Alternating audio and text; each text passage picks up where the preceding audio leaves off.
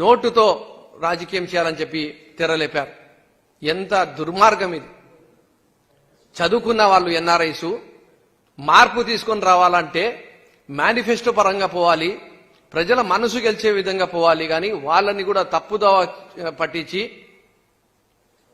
కులం పేరుతో రెచ్చగొట్టి వాళ్ళని కూడా ఈరోజు ఆంధ్రప్రదేశ్ రాష్ట్రానికి తీసుకొని వచ్చి ఓటుకి 6,000 రూపాయలు అయినా ఖర్చు పెట్టండి, కానీ ఒక 10 వైసీపీ ఫ్యామిలీని మీరు మార్చండి అని చెప్పి ప్రత్యేకంగా వాళ్ళ పార్టీ ఆఫీస్లో మాట్లాడుతున్న జయరాం గారు, యుఎస్ ఎన్ఆర్ఐ టీడీపీ కన్వీనర్, మీకు వీడియోలో ఇప్పుడు చూపిస్తాను. నిన్న కోనేరు సురేష్ గారిది చూపించినాం, ఈ రోజు మీకు జయరాం గారిది చూపిస్తున్నాం. ఎంత అనైతికమైన రాజకీయం చేస్తున్నాడో చంద్రబాబు నాయుడు గారు అనేది మీరు చూసుకోవాల్సిన అవసరం ఉంది. ఆయన ఏం చెప్తున్నాడు ఈ వీడియోలో అంటే, ఒక్క నిమిషం ఆయన ఏం చెప్తున్నాడు అంటే 2 లక్షలు కానీ 3 లక్షలు కానీ ఒక విలేజ్ లో పోయి ఖర్చు పెట్టండి, 10 ఫ్యామిలీస్ ని వైసీపీ వాళ్ళని మార్చండి.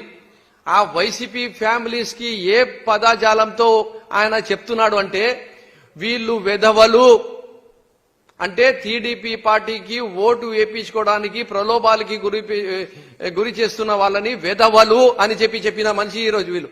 ఇలాంటి వాళ్ళు మన గ్రామాల్లో వచ్చి ఎన్ఆర్ఐ ముసుగులో డబ్బుతో రాజకీయం చేయాలని చెప్పి అనుకుంటున్నారు. నేను వైసీపీ నాయకులకు కార్యకర్తలకు కూడా చెప్తున్నా, అప్రమత్తంగా ఉండండి. ఇలాంటి వాళ్ళతో పోలీస్ స్టేషన్లో కంప్లైంట్ చేయండి వీళ్ళపైన. ఎలక్షన్ కమిషన్ ఆఫ్ ఇండియా కూడా సుమోటో కేసుగా తీసుకోవాలి. డబ్బుతో రాజకీయం చేయండి అని చెప్తున్నారు. ఒకవైపు భయము, ఒకవైపు హత్య, ఒకవైపు దాడులు, ఒకవైపు డబ్బుతో రాజకీయం చేయాలని చెప్తున్నారు. ఈ వీడియో కానీ మీకు నచ్చినట్లయితే లైక్, కామెంట్, షేర్ చేయండి. మరిన్ని అప్డేట్స్ కోసం సబ్స్క్రైబ్ చేయండి.